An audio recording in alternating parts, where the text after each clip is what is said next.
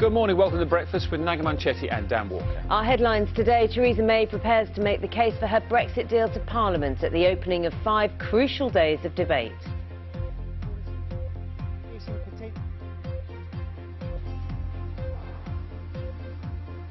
What does the Brexit debate look like 400 miles away from Westminster? Well, I'm here in Stirling to find out how people here are following developments.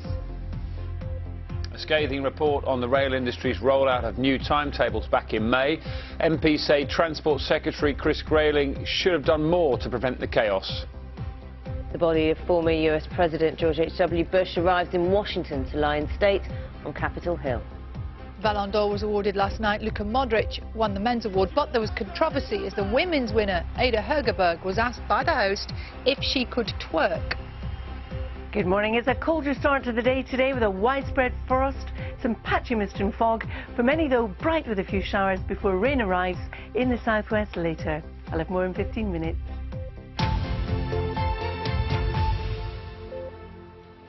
Good morning. It's Tuesday, the 4th of December, just after 6 o'clock. Welcome to the programme. Our top story is that Theresa May will make the case for her Brexit withdrawal deal to Parliament later. It opens a 5-day debate on the issue. But first, the government is facing potential embarrassment if it's found to have broken the deals by not publishing its Brexit legal advice. Our political correspondent Ian Watson has the details. Theresa May has been touring the country and the TV studios trying to sell her Brexit deal. But today she'll face the most demanding audience of all, her fellow politicians. But just before she begins the 5 days of debate on her deal, MPs will discuss whether her ministers are in contempt for failing to publish the legal advice which Parliament demanded last month. Last night, the Commons Speaker granted an emergency debate to be held around lunchtime today. I have considered the matter carefully, and I am satisfied that there is an arguable case that a contempt has been committed. If Theresa May is defeated and government ministers are found in contempt, this is likely to be seen more as a distraction than a disaster. A committee of MPs would have to consider what action to take. The government's accusing opposition politicians of playing politics. I think it's a complete diversion from what the public are expecting to hear. We're going to have 5 days of important debate about the merits of Brexit, the withdrawal agreement. Let's get on with that and stop messing about with process. What is significant is that one of the opposition parties who want to see the legal advice is none other than Northern Ireland's DUP, and their MPs usually prop up the Prime Minister's minority government. So this could be the shape of things to come. The really big vote isn't today, it's next week when MPs decide whether to back the Brexit deal. But today's debate may give a clue to the scale of opposition that the Prime Minister is likely to face. Ian Watson, BBC News, Westminster. Well, let's go live to Westminster now to speak to our political correspondent Nick Eardley, who's there for us this morning. Morning to you, Nick. So, potentially this is just an awkward and potentially embarrassing start to a big few days for the Prime Minister, isn't it? Yeah, absolutely. I mean, opposition parties still want to get that full legal advice published in the coming days before MPs vote next Tuesday on the deal. That's exactly what they'll try and do today, to force the government's hand again. But it doesn't look like the government wants to change its mind on this. We had the Attorney General, who's the top law officer in England and Wales, saying this would be a breach of protocol, that we don't normally do this, so why would we do it now? They don't seem to want to change their mind on it, so the other parties are going to have to try and force their hand. What will be interesting, though, is not simply whether or not the government is found in contempt, but what the numbers are like in that vote later, because all the opposition parties in Parliament are on side with trying to get this legal advice published, and it could be a sign of what next Tuesday's vote is going to look like, with the DUP removing their support and getting behind the opposition to the government. Nick, thank you very much for that. Speak to you a little bit later on. The Transport Secretary Chris Grayling should take some responsibility for the chaos around the introduction of new rail timetables earlier this year, according to a report by MPs. Thousands of journeys were cancelled or severely delayed as the new schedule went live. The Transport Select Committee says genuine change is now needed to restore trust in the railways, as our correspondent Tom Burridge can tell us. The stories we reported back then I have this dread every single morning because I know that the train's probably going to be late. haven't been totally resolved. Throughout the autumn, services have again been reduced on Northern Rail. But the disruption in May and June on both Northern and Govia Thameslink was on another scale. Today, MPs on the Transport Select Committee say Chris Grayling should have done more to mitigate the disruption. They acknowledge the Transport Secretary wasn't fully informed by rail bosses, but say he's responsible for the management structures which failed. The Transport Secretary, whilst we don't hold him wholly responsible for this, we don't think he can absolve himself of any responsibility for what went wrong. The report says disabled passengers were, at the time, simply unable to travel by train. Policies are needed to help them if things go wrong again. Many passengers have received compensation, but the MPs say a quicker, simpler system for claims is needed, and they believe fares on parts of the network affected should be frozen and not rise by 3.1% in the new year. Tom Burridge, BBC News. More than 4,000 children in England with special educational needs and disabilities were not given the support they needed at school last year. This according to the Ofsted Chief Inspector. The regulator's annual report, which is published today, describes the failure as a national scandal. The Department for Education says it's working to improve standards with a new inspection framework. Navtej Jahal has more. That's nice. That's what I would wear in the summer. Do you like the shoes? 10-year-old Sienna has been out of school for over a year. She has autism, and her mum Jane says she was told by her school that it couldn't meet her needs. She says the system has let her down. It's a muddle. I would actually say shambles. I've used that quite a few times. Nobody seems to know what they're doing. It's easy for all these professionals making these decisions. They can go home at night and sleep. But we're left in limbo, and that's what it feels like, limbo. Ofsted's annual report says that last year in England, more than 4,000 children like Sienna, with official education, health and care plans setting out their needs, received no support at all. That's 5 times more than in 2010. It's described the situation as a scandal. It also says those children are often being excluded rather than receiving help. We've seen a pattern of sort of increasing rates of exclusion for children with special needs. It looks as though that it's even more becoming even more difficult for them to do well in mainstream school and to carry on through to life post 16. The government says councils will receive almost £6 billion for special needs this academic year, a rise of £5 billion from 2013. But as this march by head teachers showed earlier this year, many schools are struggling to fund the huge increases in demand for support, a struggle which looks set to continue. Navtej Jahal, BBC News. The search is continuing for a British woman who vanished from a bar, outside a bar in Tenerife. 28-year-old Amy Gerard, originally from Cleethorpes, was last seen outside the Irish bar called Molly Malone's in Puerto de la Cruz in the early hours of Friday morning. Spanish police have released a missing poster appealing for information about Ms Gerard. The body of President George Bush Sr. is lying in state in the Capitol Rotunda in Washington. It follows a ceremony which was attended by the Bush family and senior political figures. There'll be a state funeral for the former US president on Wednesday, after which his body will be flown back to Texas, where he will be buried on Thursday. From Washington, Regina Vardanathan has this report. For George H.W. Bush, it was the final journey to Washington, D.C., a city to which he devoted much of his life.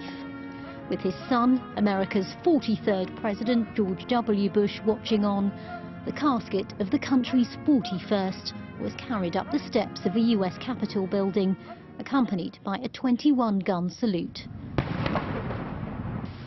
President Trump, who Mr. Bush reportedly didn't vote for, paid his respects with his wife Melania. Republicans and Democrats and politicians past and present lined up to pay tribute. In all of his 94 years, President Bush never lost his love of adventure, and he never failed to answer the call to serve his country. President George H.W. Bush's casket will lie in state here at the US Capitol building in Washington until Wednesday morning, giving members of the public their chance to say a final goodbye. Then it will move to Washington's National Cathedral, where America's 41st president will be afforded a full state funeral. Regina Vaidyanathan, BBC News, Washington. Drones and unmanned vehicles are being included in the biggest exercise of military robots in British history. It's currently underway on Salisbury Plain. Guns on robots are also being tested by the British Army for the first time as part of the exercise examining ways to automate warfare. When do your Christmas decorations go up? Not yet. Not yet. I'm normally around about the 14th. Why are you gasping, Sally? Morning. Yet. Sally, Are yours up? Sally went to September, I think. Well, not yet. Are yours up? They're on their way, and I do them in stages. I don't do them all in one go. That's because you've got how many Christmas trees? Oh, we do this every year. 4. 4. Oh, I have 2. Oh, yeah. I like that you think it's 4. 4. It was really 6. It is 6. Yeah, but 3 of them were only that big. Okay, 6 trees. Anyway, if you're not the sort of person like Sal who goes very early with Christmas trees and has 6 of them, then you might want to look away now. Wowzers! This is a couple in Leicester who've covered their home in festive lights. As part of tradition, they've been doing it for more than 30 years, apparently. Oh. This is Fred and Eileen Toon, and 91 and 86. Good on them. And they say they save money from their pension each year to put on the display for their elderly neighbours. There is a lovely thought behind that. Also, I wonder, I've been to these displays with little children, not out of my choice, but for the little children. And what? And they often give money to charity. They often raise money. They have people coming to look around, and I don't know if Eileen and her partner are doing that, but there's always a good thought in it. Do you ever do that drive around the Christmas lights? Oh, there's some lovely ones in Sheffield. We call it Christmas Road in Sheffield. Because everyone on the road does. I avoid that road. Oh. Bar humbug to one and all. Why would you just avoid that road? Because it's not Christmas yet. But look, we could have this discussion all month, couldn't we? Anyway. I think there are bigger discussions. Whenever I see those sorts of lights on houses, I'm reminded of, you know, Chevy Chase in National Lampoons when he's got that massive, like, 8-prong plug with it. He plugs them on and he falls off the roof. Anyway. It could happen. It's only 12 minutes past 6. Yeah, exactly. Chevy Chase has got me giggling already. Morning, everyone. Christmas Road. Love it. Let's all go to Christmas Road. What's be your headline this morning? Well, it's an interesting mix of headlines this morning. It was Ballon d'Or last night. And, you know, hugely prestigious award. And we have a women's winner for the first time. Significant moment in sport and equality. Ada Hegerberg of Lyon won the actual award. But I tell you what, there's been some controversy. It's been slightly marred overnight. She was asked on stage by the DJ and the event host, DJ Martin Solveig, if she, that wasn't him by the way, if she could twerk. Why? I don't know. And what did she say? Oh, she said no. It's annoying that we have to talk about that. It's annoying that we have to talk about it, exactly. Because really, it's quite interesting that Luka Modric won and Ronaldo and Messi didn't. Because it was exactly that. It was a change. It's a huge change because Messi and Ronaldo have won basically all of them for the last several years. He won, ending that decade of dominance. And what a year Modric has had. A fantastic 2018 for him. So that you know, the two of them winning their awards should be the story this morning. Meanwhile, Manchester City face being banned from the Champions League next season if they're found to have broken financial fair play rules. UEFA are getting ready to announce their findings on leaked documents.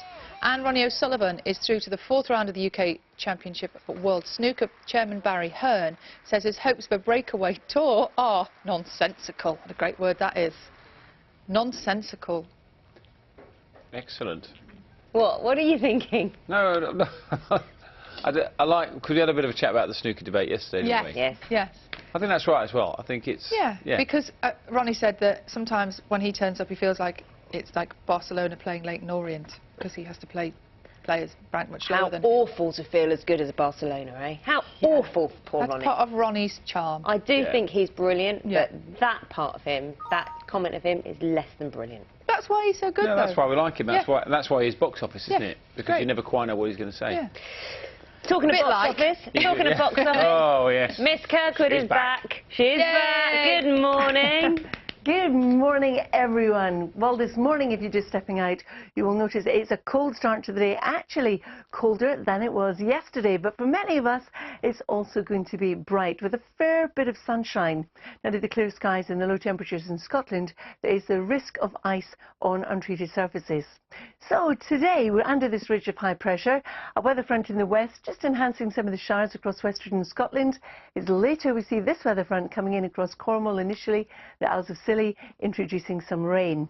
So first thing this morning, yes, there are some showers, some of them in the hills in Scotland, a little bit wintry in nature, but a lot of dry weather, fair bit of sunshine to start the day. But through the day, as our weather front approaches from the southwest, the sunshine will turn hazy, and then in comes the rain across the Isles of Scilly and into Cornwall. And this is at 3 o'clock in the afternoon, as you can see. Here, quite mild, 10 or 11. Cold, though, as we push further north, with 4, 5s and 6s as the maximum temperatures. Now, heading on through the evening and overnight, our band of rain continues to advance steadily northwards and eastwards, cloud building ahead of it. There'll be a lot of low clouds, some hill fog around, and under clear skies in Scotland, it's going to be a cold night. In fact, we are looking at a fair bit of frost in Scotland and also northeast England, as indicated by the blues. A bit milder across the rest of England, Wales and Northern Ireland because of all this rain. And with any patchy fog that forms, for example, in Scotland, that could well prove to be freezing fog. So if you are out and about early on, do bear that in mind. As we head on through the course of tomorrow, we have 2 weather fronts. Here's the first one, here's the second one. In between them, it's going to dry up a touch, but there still will be some drizzle. We'll see some snow on the tops of the northern Pennines, moving in across the southern uplands as well, eventually into the central Highlands. But it's the far north of Scotland that will remain cold, but with a fair bit of sunshine around. It will dry up in Northern Ireland and also eventually in across the southwest of England. But one thing about tomorrow, the temperatures, once again, for England, Wales and Northern Ireland, it is going to be quite a mild day for this stage in December, still cold across Scotland. Now for Thursday, you can see how one front clears. We've got the second one coming in. The isobars are quite well spaced, so it's going to be a breezy day. But by Friday, we've got this next weather system coming our way. And look at this big wraparound occlusion with it, and the isobars very tightly packed. So what that means is, on Thursday, we're likely to see the rain crossing, followed by sunshine and showers and breezy. But on Friday, there's a potential for some gales, even severe gales, across Western Scotland, Irish Sea coastlines, for example. Western Scotland could have gusts in excess of 70 miles an hour. Couple that with some rain, followed by showers. Not pretty conditions, but we, of course, will keep you updated on what's happening on Friday. At the moment, the Met Office don't have any weather warnings out, but they may well do, so I'll keep you posted. Yeah, there's going to be sunshine on Friday. Well, you don't need a weather warning. Naga, I love how you just changed the forecast. I spend 2.5 minutes telling you what's happening, and then it all goes to pot. Yeah, sunny. Oh, sunny for everyone. Should have just said that. Saved yourself a load of time, Carol. You can come back later and just give the real forecast out again, Carol, all right? Thanks, Dad. She loves me, really. It is chilly, I'm sure she does. Let's have a look at the papers for you then this morning, starting with the front page of The Guardian. They're saying that a Cabinet Minister could miss next week's vote on the Brexit deal if it's found they broke rules for not publishing the full legal advice about the deal. And the main picture there is, of course, Michelle Obama. We were talking about her yesterday. The former First Lady was in London and said she still suffers from imposter syndrome from her time as the First Lady. I'll tell you what, if she suffers it, it kind of makes us all feel a little bit better, doesn't it? The Times leads on a damning report by MPs suggesting the Transport Secretary Chris Grayling should accept responsibility for the meltdown of rail services this summer. Pictured is Alice Younger, the boss of MI6. Remember, we were flagging up yesterday. He was giving a speech yesterday, a very rare speech, encouraging more young people into the Secret Service. He was at St Andrews University, wasn't he? And the front page of the Mirror, they are quoting Sir David Attenborough. Again, we were talking about that yesterday, the climate change conference taking place in Poland, saying time is running out to save our planet. He gave that speech at the United Nations sponsored summit which took place in Katowice. You remember that name? It was the People's Seat that he was holding, wasn't it? People's Seat, that's right. He had all the social media comments and put them towards this, to the people there. If you're Googling, you've got to tell if you're too high. We were talking about yesterday whether, you know, it's obviously the politicians who then make votes, but the campaign we were speaking to said the fact that people are making change in their individual lives in terms of, you know, little things like recycling plastic or using less of something, or, you know, just being more aware of it and recycling more, those are the things that really do make a difference. Absolutely. Put the pressure on. Sal, morning.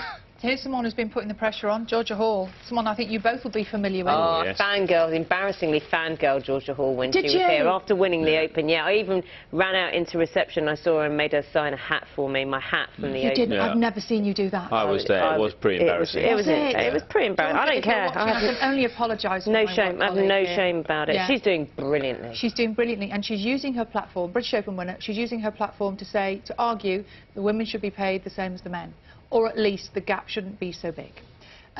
She quotes in this interview today, she's saying that Francesco Molinari won the 2018 Open and got 1.42 million, earning 1.045 more than she did. So, you know, significant difference. I'll tell you what, I mean, there is always the argument about whether it should be equal, but what I will say is, being a member of a golf club and playing golf with lots of male golfers, all the men I play with, younger and older, all age ranges, say they much prefer in real life to watch women's golf because their swings are much more similar to amateur male swings than, you know, the Rory McIlroys, the Tiger Woods. The other point she makes is, which I think is a great point, is that golf's really expensive if you're a kid. Yes. If you've got a kid who wants to play golf, it's expensive to start, it's expensive. But there are lots of golf clubs who make changes and make it accessible. But it still is, it's still got that image that needs a bit of a change. It is, but great interview with her today. Do you want another one? Yeah, go on then. Go double bubble. Good one. Yeah, shall I? Mark Hughes, sacked by Southampton. Go on. Daily Express saying he's basically missing his spark. You know, what is next for him? Perhaps, I don't know, China? Certainly, you know, they're suggesting that he's not going to get another big job in this country. Ever? Well, Isn't it usually like a couple of years break and then they're brought back into the fold? I'm sure he'll get a job somewhere. Yeah, exactly. This picture was going crazy on social media yesterday. Loyal to the last, ex-President Bush's faithful Labrador, here he is, Sully, waits by his coffin. George Bush's loyal Labrador, they say, lies in the Master's coffin, a faithful friend to the end. We're telling you about Mr. Bush, who died on Friday at the age of 94, and this was taken in Texas, just in front of the casket at the funeral home, and it's been shared all over the place. I'm actually going to be joined by a dog, aren't we, an assistant's dog? Obie. Obie. And Linda, his partner. They're not called owners, they're called partners, because Obie, who's coming in, and Linda, they have this brilliant relationship. Like, Obie takes the washing out of the washing machine. Gives her her pills and gives her pills. If she's in trouble, she broke her elbow, if she's in trouble, he'll be able to help and notify whatever, and, you know, kind of get the alarm going. He's an assistant's dog. He's an assistant's dog. So we're going to talk about the value of them and how they work. Because it's about it's about practical stuff. It's not just the relationship, although the relationship is a big part of it. Got one more. What do you want? No, you do it. I've had one. You go. Okay. Another grumble in the morning. I love this, though. No, this is a good grumble. How annoyed do we get when people are on their phones and literally looking down at the ground, walking into people when in crowded streets, I do a bit crossing the... Do you? I'd smack you. Crossing the road while texting. This is annoying. So now pedestrians, now pedestrians are going to be filmed as they cross the road in an attempt to prevent these accidents, called by, this is what you are, Dan, a smartphone zombie. Right. Stepping into traffic while glued to a screen. You remember there was the whole thing about playing Pokemon Go? Do you remember someone who fell on a railway line while playing? Well, they had a leg amputation, didn't they? Do you think we're losing our road skills? I've noticed that a lot, actually, driving around, particularly younger kids, teenagers, used to looking down. Are we losing our ability to, like, look up and look left and right to cross the road? Well, that's why they tried to come up with those glasses where you could put your phone screen onto your glasses. You know that. Have them. Is it just basic common sense? You need the Green Cross Code man back. You absolutely do. He was. And you could use it then. All right. He was. That's assault. Oh, come on. He was Darth Vader, wasn't he? He was amazing. Yeah, David Prowse was the Green Cross Code man. He was the same guy inside Darth Vader. There's your facts of the morning. You know so much stuff. Well, useless stuff. It's garbage. Entirely pointless guff. It was good. There's a lot of stuff rattling around there. It is 23 minutes past 3. 23 minutes past 6. 23 minutes past 6 in the morning. This week on Breakfast, we've been looking at the issue of care in the UK. Yesterday, we revealed that Scotland spends more on care than England and Wales.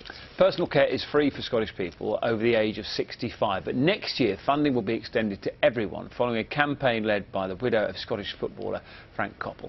So how does it work in Scotland? Lorna Gordon has been finding out. Yeah, Archie, when you're ready. 4 times a day, Archie Forgan has carers visit him at home. Feel steady?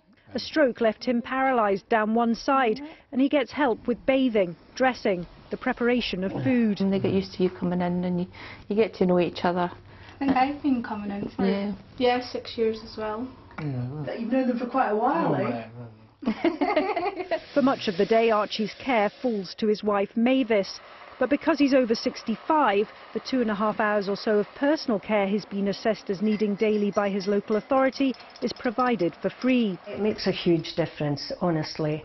Don't know what we would do, you know, without this care, eh, Archie? No. To me, they're just like angels, really. He's getting emotional about it, that's what it is. Because he knows how lucky we are to have them all. Free personal care was introduced in Scotland to try and encourage people like Archie to stay and receive care in their own homes for as long as possible. More than 45,000 people here are now assessed as being eligible. That's an increase of 8% over the last decade. It now costs nearly £380 million annually. The policy is well liked, but some say it could work better. Well, people like it to extend further into mopping and shopping type services, and there are some complaints that people may wait for the assessment for the service or delivery of the service. We estimate that if you were to introduce the Scottish system into England, for example, it would cost about an extra £7 billion by 2021.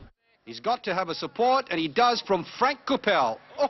Footballer Frank Coppell died from early onset dementia just weeks after turning 65. His wife Amanda successfully campaigned so free personal care would be available to all, regardless of age. She's still pushing to make sure the thousands of younger people who will be eligible from April will benefit not just in principle, but also in practice. He said, tell them, Amanda, it's too late for me, but it's going to help others in the future. Help people like Jeff Adamson. He became paralysed when he was 41. He welcomes Frank's law, but is worried it won't be fully funded. It makes me very angry for myself, but for other people.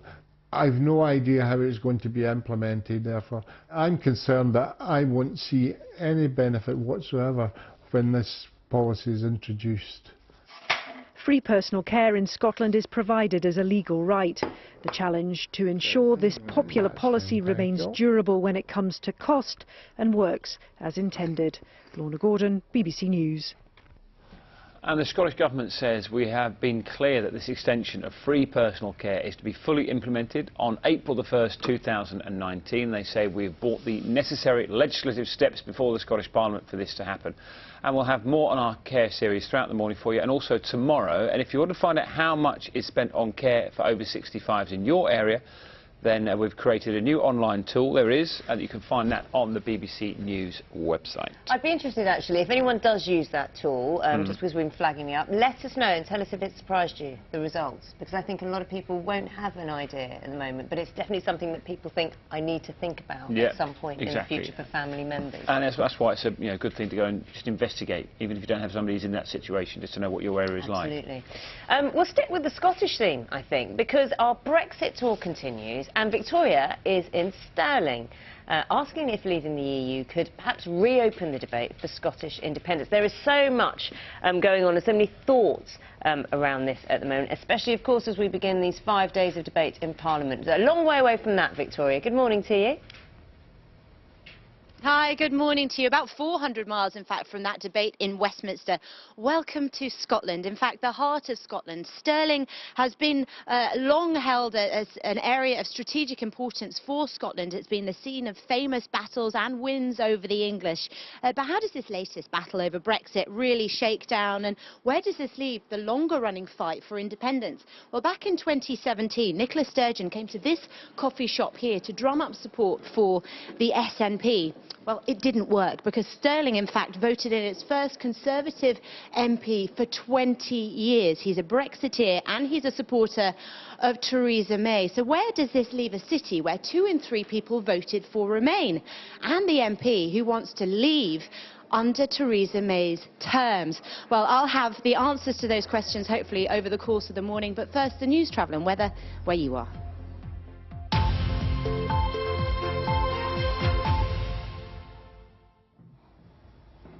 Good morning from BBC London News. I'm Tolu Adeoye. London councils are warning of another year of austerity and cuts, ahead of the government revealing what they can spend later this week. Labour councillors say vital services are at risk and are appealing for more money. In Camden, the council faces cuts of £23 million next year, which could affect nursery places and transport services. This has to stop. Austerity has not ended. In fact, it's worse. And what you're cutting when you're cutting local government is you're cutting children's services, you're cutting youth services, you're cutting amazing facilities like this. And we have to have a real conversation about how we fund these local services, because we can't go on as we are. A plan for the UK's largest ever lung cancer screening project is being launched today in the capital. The study aims to detect lung cancer early amongst at-risk Londoners and help to develop a new blood test. UCLH hope to recruit 50,000 people aged between 50 and 77 to take part. At the moment, in England, people are offered screening for breast, bowel and cervical cancer, but not lung cancer. There's been an increase in the number of serious accidents caused by drivers under the influence of drugs or alcohol in the capital this year. The Met Police is warning motorists of the dangers as it launches its annual campaign. Throughout December, traffic officers will be checking for motorists who are driving under the influence. Police chiefs say there will be a zero-tolerance policy. Let's take a look at the travel situation now then. On the tubes, there are severe delays on the District and Hammersmith and City lines. The Metropolitan line and Piccadilly lines are part suspended. Turning to the roads, in Wembley, the North Circular is down to one lane southbound. That's just before IKEA at Brenfield Road, following a house fire. There are queues that we can see there on the approach. In Wimbledon, Hayden's Road is partially closed. North Road is also closed. That's for an ongoing investigation after a man was shot by police there yesterday. Finally, in Acton, Twyford Road is closed because of a hole in the road, so expect some delays there. OK, let's look at the weather now with Kate Kinsella. Good morning. Well, it was a cold night last night, especially compared to the last few mild ones. Temperatures low enough for a little bit of frost out there, but it's a sunny start. The cloud, however, will increase as we head through the day. Now, there is a bit of high cloud out there, so the sunshine perhaps from time to time, a little bit hazy this morning, but it'll be through the afternoon that thicker cloud arrives from the west. But a cold day, or colder than it has been, some 6 or 7 degrees cooler than yesterday. It's 7 to 9 Celsius. The maximum temperature. The wind is light, at least through the day anyway. Now, overnight tonight, still rather cloudy. We'll see thicker cloud and outbreaks of rain arriving through the second part of the night, the early hours of tomorrow morning through to Wednesday itself. Now, the minimum temperature is going to be a little milder than last night, between 4 and 6 Celsius. So a rather damp, murky start tomorrow morning. Quite a mild start, though. We'll see further outbreaks of rain, but mild temperatures at least for the next couple of days. I'm back with the latest from BBC London in half an hour. Plenty more on our website until then. Now, though, it's back to Dan and Naga. Have a lovely morning. Bye-bye for now.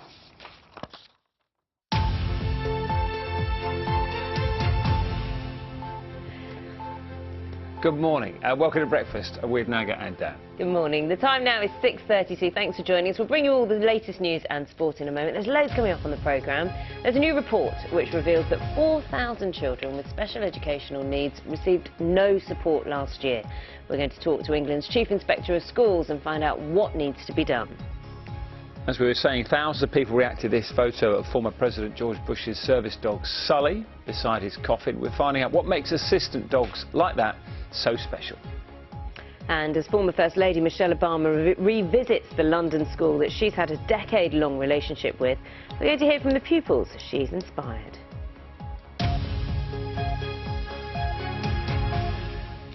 Good morning. Here's a summary of today's main stories from BBC News. And Theresa May will make the case for her Brexit withdrawal deal to Parliament later, opening a 5-day debate on that issue. First, though, MPs will vote on whether her ministers are in contempt of Parliament for failing to provide full legal advice on the withdrawal agreement.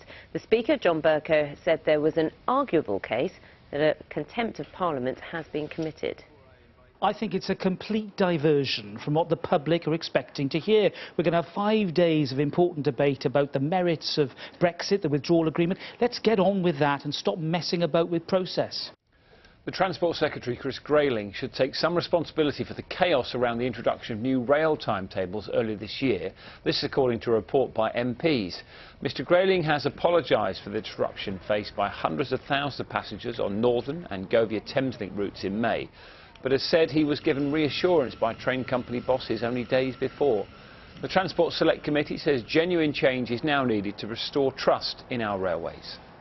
More than 4,000 children in England with special educational needs and disabilities were not given the support they needed at school last year, according to the Ofsted Chief Inspector. The regulator's annual report, which is published today, describes the failure as a national scandal. The Department for Education says it's working to improve standards with a new inspection framework. The family of a British woman who vanished from outside a bar in Tenerife have arrived to help in the search for her. 28-year-old Amy Gerard, originally from Cleethorpes, was last seen outside an Irish bar called Molly Malone's in Puerto de la Cruz in the early hours of Friday last week. Well, Spanish police have released a missing poster, here it is for you, appealing for information about Ms Gerard. Anti-government protesters in France have pulled out of a meeting today with their Prime Minister after allegedly receiving death threats from extremists. The group known as the Yellow Vest Movement began demonstrating against fuel taxes last month. The protests were hijacked by hardliners from the far right and left, and on Sunday there was serious violence in Paris. Now members of the group say they're being warned not to enter into negotiations with the government. The body of President George Bush Sr. is lying in state in Washington. It follows a ceremony attended by the Bush family and senior political figures, including President Trump. There'll be a state funeral for Mr. Bush on Wednesday before he's then buried in Texas on Thursday. Drones and unmanned vehicles are being included in the biggest exercise of military robots in British history. It's currently underway in Salisbury Plain. So guns on robots are also being tested by the British Army for the first time as part of the exercise in examining ways to automate warfare.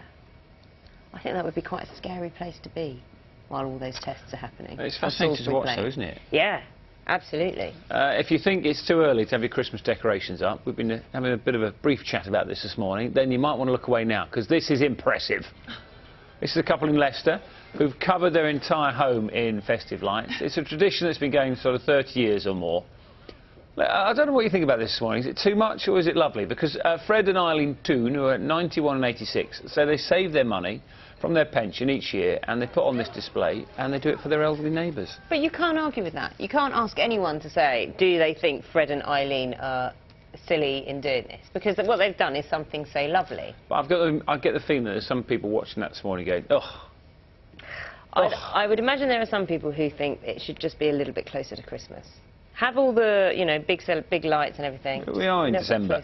One thing I forgot to mention in the papers earlier. 1/12 of the year. There's a 7-year-old kid, right? We don't know his real name, but his web star, he's a web star, and his sort of YouTube handle is Ryan Toys Review, and he earns from reviewing toys on YouTube £17 million a year.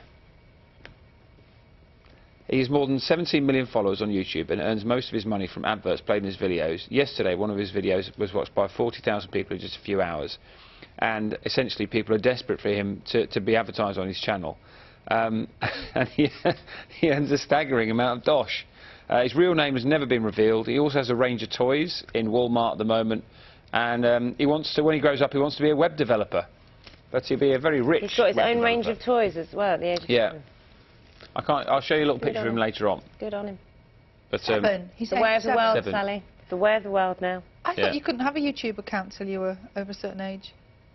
Well, his parents must. His parents run it for him. Well, yes, clearly, but yes. Don't let the facts get in the way of the story, Sally. You're doing it again. Sorry, do you know what? I'm a bit head spinny this morning. I kind of don't know whether I'm coming or going because we've got a really great story about the winner of the first ever Women's Ballon d'Or. There she is, Ada Hegerberg, who won last night.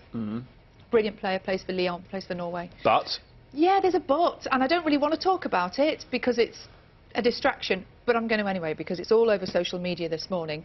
Ada said herself, Ada Hegerberg said it was the biggest moment of her life and historical, winning the very first Women's Ballon d'Or, but there was controversy last night when the host of the event, DJ Martin Solveig, asked her if she could twerk.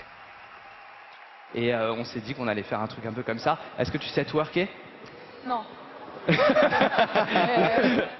He came to me after and he was really sad that it went that way. I didn't think about it in that moment. I didn't consider it as a sexual harassment or anything. I was just happy get a dance and celebrate winning the Ballon d'Or, to be honest.